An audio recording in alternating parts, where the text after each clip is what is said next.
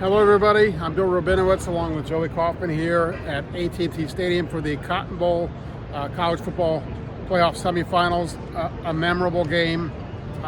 It basically ended with, you could argue, the greatest defensive play in Ohio State football history. Jack Sawyer strip sacks Quinn Ewers, picks the ball up, runs 83 yards for a clinching touchdown. Ohio State wins 28-14, advances to the national championship game against Notre Dame. And a month ago, who would have thought that this team that lost to Michigan would be on the verge of another national championship? Yeah, that was quite the fourth quarter because it's a tie game. Ohio State goes ahead 21-14 with a big boy drive. Yeah, 13 plays, 88 yards. They convert on 4th and short with a run by Will Howard. They punch it in at the goal line with a Quinshon Judkins run. And all they have to do is stop Texas, and then Texas goes all the way to the Ohio State 1 yard line. They get a goal line stand that ends with the Jack Sawyer fumble return for a touchdown on 4th down. That whole goal line stand was huge because they get the stop to start it off. And I thought one of the bigger plays of that whole sequence was when Texas does the pitch out Ran play. wide. They run wide. It goes for a big loss by Caleb Downs and sort of forces him into Lathan Ransom to get the stop. That put Texas in a tough spot where it's no longer just they can kind of sneak it in, punch it in.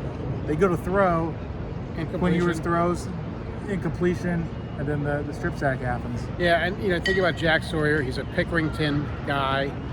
Grew up throwing football in the backyard with his dad, dreaming of a moment like that, dreaming of playing for Ohio State and having a moment like that. He had the huge interception against Michigan that looked at the moment, in that moment, to be the game-changing play. Obviously, it didn't work out. Well, it did for this one. And as Ryan Day said, that kind of play, that makes him a legend in Ohio State history. And obviously, they have to finish the deal against Notre Dame. And, Ohio State will be favored, and I like their chances. We'll obviously talk about that more. But, they had to survive a game. You figured that they weren't going to just roll through the playoff four blowout wins. They had it against Tennessee. They had it against Oregon. And it started this way, 7-0 to go right down the field. Defense got a 4th down stop. Offense goes down the field, 7-0. You think, okay. And then Travion Henderson kind of throws a punch or whatever you want to call it at a Texas player. 15-yard penalty, kills that drive. A couple of holding calls, kill the next 2 drives, and all of a sudden you're in a dogfight. Yeah, they had 3 drives in a row in the first half where they had a penalty in excess of 10 yards. And that really put them behind schedule on all those drives. It ends up being a 2nd and 20.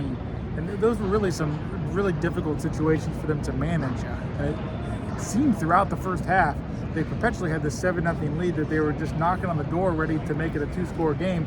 And they never could. The Texas goes down, and it scores and ties it. Then you have the screen pass of Travion Henderson that goes to the house. You end up having a 14-7 lead at halftime. And it was an entertaining game for the most part, because you just have these big swings, and there was a time where it felt like maybe Ohio State was in position to maybe run away with it. And Texas, they hung around. It kind of felt like 2 different games. The first half felt like the Missouri game in the Cotton Bowl right here last year. How this last year's season ended, a 14-3 loss for Ohio State, had an early 3-0 lead, and then couldn't do anything on offense. This was different in the sense you felt like they could move the ball, but they couldn't stop shooting themselves in the foot.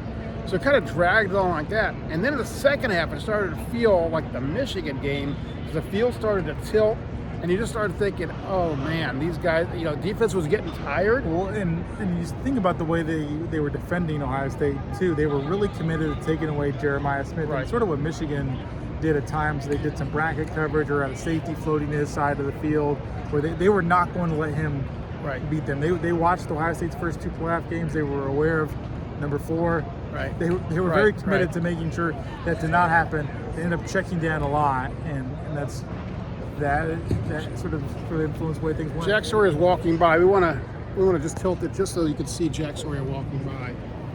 Great camera work, Bill. I don't know if it is or not. I can't see. I was being sarcastic. Well, sorry. I paid to write. I'm not sure. Well, anyway. Give Texas credit. They had a really good game plan on defense.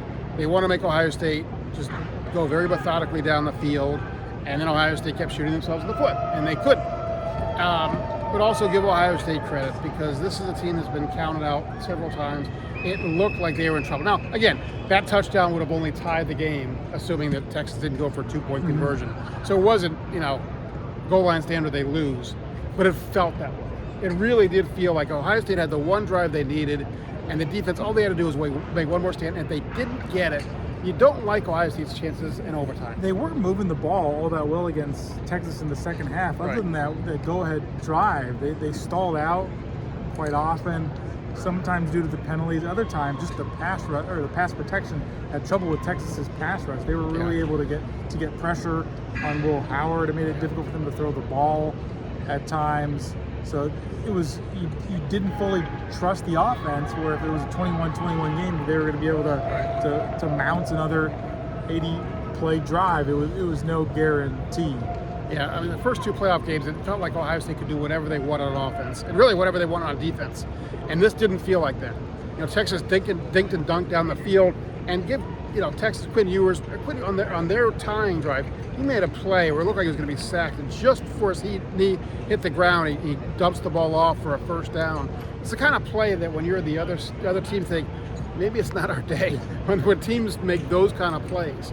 But it is a testament to the resilience of this Ohio State team that they answered the challenge. I mean, they did. That second down play with Lathan Ransom and Caleb Downs was absolutely huge. I mean, in some ways, that play sets up the Sawyer play. Because otherwise, they probably just run it 4 times up the middle and we'll see what happens. But Ohio State's always said, this defense has always said, give us an inch of grass to defend, we'll defend it. Well, it was reminiscent. It was right reminiscent of the Penn State game earlier this year, where they had a goal line stand up reserve at 20-13 when it didn't have maybe the exclamation point of return by Jack Sawyer, but nonetheless, it was very reminiscent of that whole sequence. Yeah. Well, better wrap it up here. It's late and we still got it right, but a memorable game. A game that'll go down in Ohio State history as one of the classics. Not necessarily the most well played games. It certainly wasn't. I think just in terms of the fourth quarter and the way it ended. But the penalties. Coaches will have plenty of stuff to dissect about how Ohio State made this much harder on themselves than they needed to. But Texas is a good team. Ohio State's had a tough path in this playoff. They had to play Tennessee, the number 9 seed. They had to play number 1 Oregon. And now this. They were probably going to have to win a game like this. Yes. The first 2 games, they just torpedoed Tennessee, Oregon out of the gates. Right. And this was a game that was much more of a slog, and you're going to have to be resilient. There was going to be some gut check times, and they took care of it in the end. Anyway, we'll have much more. Thank you very much for watching.